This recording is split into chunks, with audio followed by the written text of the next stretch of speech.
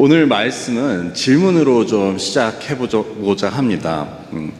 여러분은 만일 내일 예수님이 오신다면, 오늘이 여러분에게 주어진 마지막 날이라고 한다면 오늘 무엇을 꼭 하시겠습니까?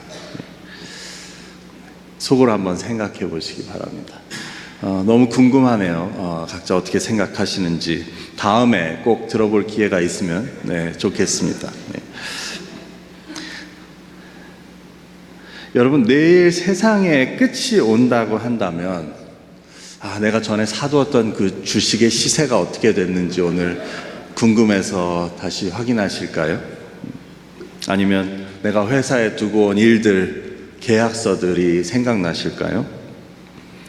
아니면 마지막으로 골프 라운드를 한번 필드에 나가고자 하는 생각이 드시겠습니까? 아니면 내가 빌려주고 누구한테 받지 못한 돈이 생각나겠습니까? 아마 모두 아닐 것입니다. 이런 일들은 만약에 오늘이 나에게 주어진 마지막 날이라고 한다면 생각나지 않을 것입니다. 제가 이 질문을 드리는 이유는 오늘 본문이 만물의 마지막이 가까이 왔으니 라고 시작하고 있기 때문입니다. 우리도 방금 생각해 본 대로 오늘이 마지막 날이라고 한다면 부수적인 것들, 중요하지 않은 것들, 본질적이지 않은 것들은 아마 생각나지 않을 것입니다. 대신 가장 중요한 것만 남습니다. 내 삶을 지금 둘러싸고 있는 수많은 그러한 일들, 사람들 중에 오늘이 마지막 날이라고 생각한다면 꼭 필요한 것은, 의미 있는 것은 아마 몇 가지 되지 않을 겁니다. 왜 그렇습니까? 지금 내 삶을 둘러싸고 있는 그 많은 것들, 수많은 것들은 우리가 가져갈 수 없기 때문입니다. 지혜자 욥은 이렇게 말합니다. 이르되 내가 모태에서 알몸으로 나왔사온즉 또한 알몸이 그리로 돌아가올지라. 대신 우리는 사랑하는 사람들, 가족이 마지막으로 보고 싶을 것 같습니다. 갈 수 있으면 달려가서 마지막으로 함께 시간을 보내지 않겠습니까? 그래서 그동안 해주지 못했던 것들, 해주지 못했던 말들, 서로의 사랑을 표현하고 또 확인하고 아마 그게 다일 것 같습니다. 그런 의미에서 오늘 봉독한 하나님의 말씀이 주시는 그런 메시지는 매우 의미가 있다고 할 수 있습니다. 만물의 마지막이 가깝다고 말합니다. 만물의 마지막. 베드로 전서가 쓰여진 이 시대의 배경은 믿는 사람들이 수많은 핍박과 박해를 받던 때였습니다. 그래서 베드로 사도는 그들에게 책 전체에 걸쳐 그리스도의 고난에 참여하는 것, 너희가 그리스도를 위하여 치욕을 받고 능욕을 당하나 예수 그리스도의 핏부림, 불로 연단하는 것, 이러한 심각하고 어두운 이야기들을 다루고 있습니다. 사실 이처럼 고난과 핍박, 박해, 생명의 위협을 당하면서 믿음을 지켜오고 또 하루하루를 살아가는 이들에게 베드로가 줄 수 있었던 희망은 바로 부활하신 예수님께서 심판자로 다시 오실 때 이 모든 것은 끝날 것이다. 그리고 그날이 멀지 않았다라는 희망이었습니다. 오늘 본문에서 만물의 마지막이라고 하는 그 말은 문자적으로는 모든 일의 끝이 머지 않았다라는 뜻입니다. 모든 일이 끝날 것이 멀지 않았다. 즉 그들이 겪고 있는 고통과 핍박, 로마의 박해가 끝날 일이, 그 끝날 날이 멀지 않았다는 희망의 메시지입니다. 예수 그리스도께서 그 모든 것을 끝내주실 날이 멀지 않았다는 소망의 메시지입니다. 그들에게는 얼마나 귀한 말씀이었겠습니까? 그리고 이어서 베드로 사도는 권면합니다. 이제 끝이 머지 않으니 힘들더라도 끝까지 정말 중요한 것들을 지키고 결코 손을 놓거나 포기하지 말라는 말을 하고 있습니다. 그렇다면 그 핍박과 고통 가운데 있는 믿는 자들에게, 성도들에게 주었던 이 베드로의 메시지는 오늘 우리에게는 어떠한 의미가 있습니까? 우리는 만물의 마지막이 가까웠다는 그 이야기를 들으면 그게 희망과 소망의 메시지로 들립니까? 아니면 네, 목사님 이제 얼마 안 남았다고요? 좀 천천히 와도 좋을 것 같은데요? 라는 그러한 마음이 드십니까? 그 당시 사람들이나 저희나 똑같은 한 분 예수님을 믿고 하나님을 믿는 사람들인데 왜 이 똑같은 하나님의 말씀에 대해 반응이 서로 다를까요? 이는 그럴 수밖에 없는 것들이 그 당시에 사람들이 처했던 상황과 또 우리가 처한 상황이 다르기 때문일 것입니다. 어떻게 보면 극과 극이라고 할 수 있습니다. 당시 믿는 자들은 박해 가운데서 목숨을 걸고 자신들의 믿음을 지키고 예수님을 믿어왔습니다. 하지만 우리는 안전과 풍요 속에서 예수님을 믿고 있습니다. 그렇기 때문에 이 말씀에 대한 반응은 다를 수밖에 없습니다. 하지만 이 말씀의 중요성, 이 말씀 자체의 중요성은 당시 사람들이나 오늘 우리에게나 조금도 차이가 없이 중요하다는 사실을 우리는 알아야 합니다. 아니, 어떻게 보면 이 말씀은 오늘 평안과 안전함 속에서 신앙생활하고 있는 우리에게 더 필요하고 더 중요한 말씀이라고 생각할 수 있습니다. 마치 세상의 끝이 오지 않을 것처럼 살아가고 있는 우리들에게는 만물이 마지막이 가까워 왔다는 의식, 오늘이 나에게 주어진 마지막 날일 수도 있다는 그러한 의식을 가지고 하나님을 믿고 오늘을 살아가는 것이 우리에게는 더욱 중요하기 때문입니다. 그렇다면 오늘 베드로 사도를 통하여 하나님께서는 마지막 때와 관련하여 우리에게 어떤 말씀을 하고 계십니까? 우리는 만물이 마지막이 가까웠으니 어떻게 하고 어떻게 살아야 합니까? 첫째로 우리는 오늘이 마지막 날인 것처럼 기도해야 합니다. 본문 7절의 말씀입니다. 만물의 마지막이 가까웠으니 그러므로 너희는 정신을 차리고 근신하여 기도하라. 사실 우리 믿는 사람들은 기도를 해야 한다는 것을 모르는 분들은 안 계십니다. 그리고 우리는 또 나는 삶을 통해 내 삶이 기도라고 하는 말도 하기도 합니다. 운전을 하면서도 기도를 하고 또 설거지를 하면서도 기도를 합니다. 이런 기도도 필요하고 중요하지만 우리는 또 깊은 하나님과의 그런 교제가 있는 기도도 필요합니다. 그래서 따로 시간을 내어서 외부와 모든 것을 차단하고 또 그러한 하나님과 깊은 교제를 구하는 기도를 해야 합니다. 하지만 이런 기도를 하는 것이 바쁜 하루를 사는 우리에게 결코 쉬운 일은 아닙니다. 왜냐하면 기도를 방해하는 것들이 너무 많고 또 살다 보면 이런 일 저런 일들이 계속 이어지는데 그러다 보면 우리는 기도할 시간을 다른 것에 양보하게 됩니다. 저도 그런 경우가 많이 있습니다.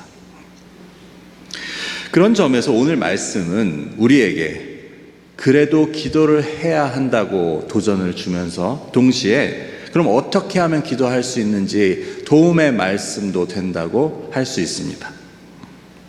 즉, 오늘이 마지막 날이라고 생각하고 기도하라는 것입니다. 여러분, 오늘이 마지막 날이라고 생각한다면 우리가 어떤 상황에 있어도 기도하지 않겠습니까? 집안일을 핑계로, 모임 준비를 핑계로, 아니면 내가 잠이 모자라다고 기도하는 시간을 다른 것에 양보하겠습니까? 마지막 날인데 기도하지 않겠습니까? 우리는 아마 모든 것을 제쳐놓고 기도를 할 것입니다. 이것이 무엇을 보여주냐 하면 기도가 우리의 이 땅에서의 삶에만 해당하고 우리의 이 땅에서의 삶에만 국한되는 행위가 아니라는 것을 보여줍니다. 기도가 만일 내가 이 세상에 있는 동안만 필요하고 이 세상이 끝나면 필요 없고 내가 죽은 뒤에 소용이 없는 일이라면 우리는 왜 마지막 날에 기도를 하겠습니까? 하지만 이는 기도가 이 땅에서의 그 마지막을 넘어서 그 이후까지 닿아 있는 그런 행위라는 것을 보여줍니다. 이 땅을 떠나면 끊어지고 소용이 없는, 가져가지 못하는 그 모든 많은 다른 것들과는 달리 기도는 영원과 맞닿아 있는 우리의 행위이고 우리가 죽는다고 하더라도 없어지지 않는, 하늘로 올라가서 영원히 있게 되는 본질에 가까운 일이라는 것을 보여줍니다. 그래서 우리는 실제 삶에 있어서는 바쁘고 처리할 일들이 많아서 정말 우리가 죽어도 없어지지 않고 영원과 맞닿아 있는 그 눈에 보이지 않는 일보다는 당장 눈에 보이는 것들, 당장 처리하면 안 될 것 같은 일들을 그렇게 처리하는데 우리의 시간을 보내고 그리고 기도의 시간도 그것 때문에 양보하기도 합니다. 그런 의미에서 오늘 말씀은 바쁜 삶을 살고 있는 우리들에게 잠시 멈추고 생각해 볼 시간을 가지라고 말합니다. 오늘이 나에게 주어진 마지막 날이라고 한다면 우리는 기도하지 않겠냐고. 우리 믿는 사람들은 오늘이 나에게 주어진 마지막 날이라는 그러한 의식, 즉 종말론적인 그러한 믿음을 갖고 살아가는 것이 중요하고, 우리는 그 가운데 오늘이 마지막인 것처럼 기도해야 한다고 사도 베드로는 이야기합니다. 우리는 오늘이 마지막인 것처럼 기도해야 합니다. 마지막 날에 기도를 하신 그 예를, 본을 보여주신 분은 바로 예수님이셨습니다. 예수님께서는 이 땅에서의 마지막 날을 앞두고 아버지 하나님께 기도하셨습니다. 얼마나 간절히 기도하셨으면 땀이 툭툭툭툭 빗방울 떨어지듯이 떨어지도록 간절히 기도하셨습니다. 하나님이신 예수님이 왜 기도가 필요하셨겠습니까? 하지만 완전한 인간으로 이 땅에 오신 예수님께서는 우리에게 기도의 본을 보여주시기 위해 아버지께 기도한 것입니다. 아버지 하나님과의 깊은 교제, 그리고 그 소통, 그 본을 우리에게 보여주셨습니다. 그리고 제자들에게 말씀하십니다. 너희도 시험에 들지 않게 깨어서 기도해야 한다. 예수님께서는 우리에게 직접 마지막 날을 앞두고 하시는 기도를 우리에게 보여주셨고, 우리도 깨어 기도하라고 명령하셨습니다. 그래서 우리는 기도해야 합니다. 지금까지 못했다고 한다면 이제는 정말 오늘이 나의 마지막 날인 것처럼 생각하고 기도해야 할 것입니다. 마지막 날인 것처럼 하는 기도는 어떤 기도입니까? 전쟁터에 나가는 병사가 어떤 마음으로 기도를 하겠습니까? 수술실에 들어가는 환자가 어떤 마음으로 기도를 하겠습니까? 다른 무엇보다도, 다른 어떤 생각보다도 그들은 기도할 것입니다. 우리도 그렇게 기도해야 합니다. 간절한 마음을 가지고 다른 무엇보다도 앞서서 우리는 기도를 해야 합니다. 둘째로 우리는 마지막 날인 것처럼 뜨겁게 사랑해야 합니다. 본문 8절의 말씀입니다. 무엇보다도 뜨겁게 사랑할지니. 마지막 날인 것처럼 하는 사랑은 어떤 사랑이냐면 뜨거운 사랑입니다. 미지근한 사랑도 아니고 뜨거운 사랑, 열렬한 사랑입니다. 여기서 베드로 사도가 뜨겁게라고 하고 그 사용한 그 단어는 신약의 이제 다른 곳에서 어떤 경우에 쓰였냐를 살펴보면 그 사도행전 12장 5절에 나와 있습니다. 이에 베드로는 옥에 갇혔고 교회는 그를 위하여 간절히 하나님께 기도하더라. 여기서 간절히라고 하는 것이 오늘 본문에 나오는 뜨겁게랑 같은 단어입니다. 이들이 베드로를 위해서 간절히 기도한 상황은 이렇습니다. 헤롯 대왕은 예수를 믿는 자들을 박해하기 시작했고 야고보의 예수님의 제자 그리고 요한의 형제인 야고보를 죽입니다. 즉 야고보가 헤롯의 칼에 순교를 당합니다. 그리고 이어서 베드로도 옥에 잡혀갑니다. 베드로도 헤롯의 칼에 순교를 언제 당할지 모르는 상황입니다. 그런 상황에서 온 교회가 그를 위해 간절히 기도했다는 그 말입니다. 정말 언제 죽임을 당할지 모르는 그 베드로를 위해 교회가 기도할 때 얼마나 뜨겁고 간절하게 했겠습니까? 그 뜨겁고 간절함이 바로 오늘 베드로 사도가 서로 뜨겁게 사랑하라고 할 때의 그 뜨거움을 말합니다. 그런 뜨거운 마음을 가지고 서로 사랑하라고 베드로 사도는 권면합니다. 우리가 허그를 해도 보통 신뢰가 되지 않게 이렇게 가볍게 하는 허그가 있고, 반면에 뼈가 으스러지도록 그렇게 안아주는 뜨거운 포옹이 있습니다. 그 뼈가 으스러지게 안아주는 그 뜨거움으로, 그런 마음으로 사랑하라고 이야기합니다.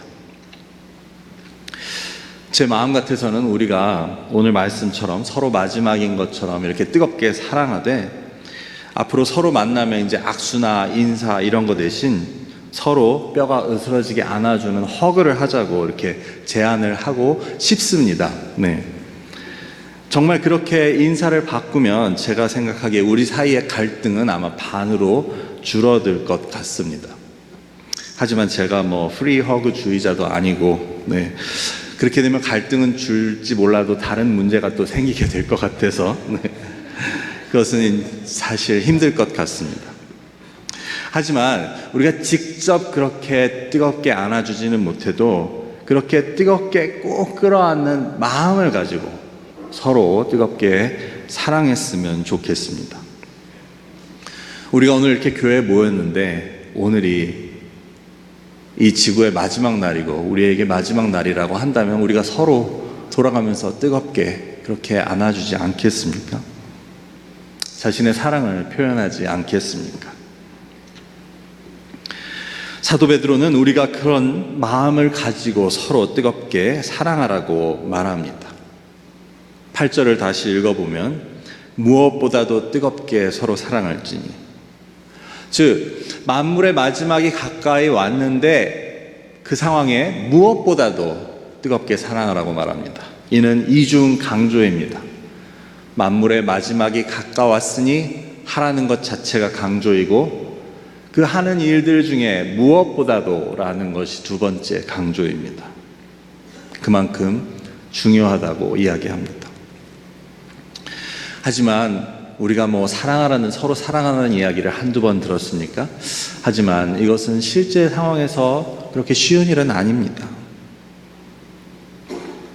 우리가 서로 사랑하라는 말을 많이 들었지만 살다 보면 이런 저런 이유로 사랑하지 못하는 경우가 많습니다. 하지만 이 역시 오늘이 마지막 날이라고 한다면 이야기는 달라집니다. 정말 뜨겁게 끌어안고 놓지 않을 것입니다. 이처럼 마지막처럼 뜨겁게 사랑하라는 것도 역시 예수님께서 우리에게 본을 보여주셨습니다. 요한복음 13장 1절에 보면 이렇게 기록되어 있습니다. 유월절 전에 예수께서 자기가 세상을 떠나 아버지께로 돌아가실 때가 이른 줄 아시고 세상에 있는 자기 사람들을 사랑하실 때 끝까지 사랑하시니라. 여기서 끝까지라고 하는 말은 예수님께서 이 세상에 계시는 그 끝까지라고 보기보다는 그 원래 에이스텔로스라는 말인데, 즉 극도로, 최대한의 정도로 라는 말로 해석하는 것이 더 맞다고 봅니다. 즉 예수님께서는 자기가 이 세상을 떠나고 그 자기 사랑하는 사람들을 떠날 것을 아시고 그들을 사랑하시되 극진히 최대한으로 사랑하셨다는 말씀입니다. 이 역시 마지막인 것처럼 뜨겁게 사랑하신 예수님의 사랑의 예를 잘 보여주는 말씀입니다. 이처럼 예수님께서는 우리를 마지막인 것처럼 그렇게 뜨겁게 사랑해 주셨고, 또한 우리에게 너희도 서로 그렇게 사랑하라고 말씀하셨습니다. 우리는 미지근하게도 아니고 그저 어제와 같이 오늘도가 아니고 마지막인 것처럼 뜨겁게 서로 사랑해야 합니다. 그것이 하나님의 말씀을 따라 마지막 때를 사는 우리가 따라야 할 예수님의 모습입니다. 셋째로 우리는 오늘이 마지막인 것처럼 용서해야 합니다. 본문 8절 하반절의 말씀입니다. 사랑은 허다한 죄를 덮느니라. 우리가 마지막인 것처럼 뜨겁게 사랑하면 그 사랑으로 서로의 죄를 덮어주어야 한다고 사도 베드로는 이야기합니다. 이 말씀은 역시 우리에게 무엇인가를 상기시키고 또 도전을 줍니다. 여기서 사랑은 허다한 죄를 덮는다고 했는데 이 말은 무엇입니까? 즉 우리들 가운데는 허다한 죄, 아주 많은 다수의 셀 수 없는 죄가 있다는 것을 말합니다. 우리는 이것을 먼저 인정해야 합니다. 저는 죄도 많고 허물도 많습니다. 여러분이 알고 계시는 것도 있겠지만 모르시는 게 더 많습니다. 그리고 우리 모두도 죄와 허물이 아주 많습니다. 하지만 베드로 사도는 그것을 어떻게 하라고 합니까? 덮으라고 합니다. 허다한 죄들을 사랑으로 덮으라고 말합니다. 지금까지는 괜찮았는데 기도하는 것도 오케이, 사랑하는 것도 오케이. 근데 남의 허다한 죄를 다 덮으라는 것은 목사님 제 양심이 허락할 수 없습니다. 저는 지금까지 옳지 못한 것을 보고 가만히 있은 적이 없었고 아닌 것은 아니고 맞는 것은 맞습니다. 죄는 덮으면 더 커집니다. 죄는 당장 도려내야 합니다. 네, 다 맞는 말씀입니다. 저도 이 죄가 혹시 다른 것을 말하는지 그 단어를 찾아보았습니다. 하지만 그 죄란 단어는 하마르티아, 즉 성경의 모든 곳에서 죄라고 번역되는 그 단어 맞습니다. 하지만 베드로 사도는 그 죄를, 모든 죄를, 허다한 죄를 다 덮으라고, 묻어두라고, 가려주라고 말합니다. 여기에는 두 가지 교훈이 있습니다. 첫 번째는 아까 말씀드렸듯이 우리 모두가 많은 죄가 있다는 사실을 기억해야 합니다. 저도 그렇고 여러분들도 많은 죄가 있는데 만일 서로 그 죄를 들추어내려고, 드러내려고 한다면 어떤 일이 일어나겠습니까? 서로 남의 죄만 찾아내려고 혈안이 될 것입니다. 혹시 남이 나의 죄를 들춰냈다고 한다면 나도 그 사람의 죄를 들추어내고 밝히려고 아마 온갖 수를 다 쓸 것입니다. 그것이 우리 사람의 모습입니다. 우리가 서로 남의 죄를 들추어내기 시작한다면 이 교회는, 주님의 몸된 교회는 설 수가 없습니다. 이 주님의 몸된 교회는 갈갈이 찢어지고 해침을 당하게 됩니다. 그래서 그 허다한 죄를 들추지 말고 덮으라고 베드로 사도는 이야기합니다. 두 번째 이유는 오늘이 마지막인 것처럼 이라는 데 있습니다. 여러분, 오늘이 마지막 날인데 우리가 서로의 죄를 들추고 그 허물을 드러내는 것이 어떤 의미가 있겠습니까? 오늘이 마지막이라고 생각하는 신앙과 삶은 남의 허물이나 죄에 관심이 있지 않습니다. 우리가 감싸고 사랑하기에도 시간이 부족합니다. 그래서 죄와 허물은 덮어주게 됩니다. 이처럼 우리는 마지막인 것처럼 남을 용서하고 남의 죄와 허물을 덮어주어야 합니다.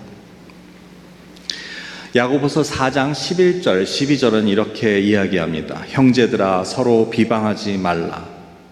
12절로 넘어가면요, 입법자와 재판관은 오직 한 분이시니 능히 구원하시기도 하시며 멸하기도 하시느니라. 즉 우리는 남을 판단하고 비판하는 것이 옳지 않다는 이야기입니다. 그 판단과 비판은 오직 하나님께 있는 일입니다. 내가 선과 악, 옳고 그른 것을 구분하고 그를 통해 남을 판단하겠다고 하는 것은 선악을 알게 하는 나무를 그 열매를 먹고 내가 하나님과 같이 되고자 하는 내 안의 원죄 때문입니다. 무엇보다도 하나님께서는 우리의 죄를 따라 우리를 심판하고 우리의 죄를 들추어내지 않으셨습니다. 우리가 매일 암송해도 지나침이 없는 말씀, 우리가 아직 죄인이었을 때 예수 그리스도께서 우리를 위해 죽으심으로 하나님께서 우리를 위한 하나님의 사랑을 확증하셨다고 성경은 이야기합니다. 하나님이 이처럼 우리의 죄를 위해서 죽으시고 그것을 가리시고 우리에 대한 사랑을 보여주셨는데 우리는 서로의 죄를 들추어내서는 안 될 것입니다. 만약 내 본성이 협조하지 않는다면 오늘 말씀을 통해 나 스스로를 말씀에 복종시키려고 노력하는 것이 필요합니다. 오늘이 마지막인 것처럼 오늘이 마지막이다 생각하고 우리는 뜨겁게 사랑하는 마음을 통해 남의 죄를 덮어주어야 합니다. 말씀을 맺고자 합니다. 여러분, 우리가 죽기 전에 혹은 우리의 마지막 날에 가장 후회가 되는 것이 무엇일 거라고 생각하십니까? 그것은 다른 어떤 것도 아닌 내가 더 사랑하지 못하고 내가 더 용서해 주지 못한 것이 될 것입니다. 그 외의 것은 생각나지 않을 것입니다. 오늘 말씀에 비추어 오늘이 마지막인 것처럼 사는 사람이 지혜로운 사람이라고 했을 때 가장 어리석은 자는 내가 마치 천년을 살 것 같이 사는 사람이라고 하겠습니다. 누가복음에 나오는 어리석은 부자는 곡식을 쌓을 곳이 모자라자 곡간을 더 크게 짓고 여러 해 쓸 물건을 자기가 평생 써도 다 쓰지 못하는 물건을 쌓아놓고 만족해 합니다. 이런 부자에게 하나님 뭐라고 하십니까? 오늘 밤에 내 영혼을 데려가면 내가 준비한 것이 누구의 것이 되겠느냐? 우리는 이런 어리석음을 범하고 있지 않습니까? 결국 가져가지 못할 것에 집착해서 우리의 마지막 하루를 보내고 있지 않냐 하는 질문입니다. 제가 얼마 전 아침 숙제를 드린 것을 기억하십니까? 아침에 무엇을 하자고? 물론 다 잊으셨을 것입니다. 그래서 또 숙제를 드리겠습니다. 이제 아침에 일어나시면 이렇게 기도했으면 좋겠습니다. 오늘 해질녘에 주님 꼭 오시옵소서. 저는 저녁에 오실 주님을 생각하면서 오늘 하루를 살겠습니다. 이렇게 오늘 해질녘 오실 주님을 기대하며 사는 삶은 우리가 깨어서 기도하고 정말 뜨겁게 사랑하고 모든 죄를 덮어주고 용서하는 그러한 삶이 될 것입니다. 그래서 저와 여러분은 마치 내일이 없는 것처럼 살아가는 우리가 되었으면 합니다. 이것이 오늘 베드로 사도가 우리에게 주시는 하나님의 말씀입니다. 기도하겠습니다. 사랑의 하나님, 감사합니다. 우리는 어리석어서 마치 우리가 천년을 살 것처럼 내일 일을 걱정하고 또한 눈에 보이는 것들에 우리가 정신을 쏟고 우리에게 정말 중요한 것을 잊고 사는지 이 시간 돌아보게 하시니 감사합니다. 하나님, 베드로 사도를 통하여 하나님 말씀하신 것처럼 우리가 오늘이 우리에게 주어진 마지막인 것처럼 우리가 깨어서 기도하고 또한 서로 뜨거운 마음으로 사랑하고 서로의 죄를 덮어주는 우리가 될 수 있도록 인도하여 주시옵소서. 그래서 언제 오실지 모르는 주님을 늘 예비하고 준비하는 마음으로 지혜로운 5 처녀와 같이 기름을 준비하고 늘 깨어 있을 수 있는 저희가 되도록 인도하여 주옵소서. 감사하며 이 모든 말씀 예수님 이름으로 기도드립니다. 아멘.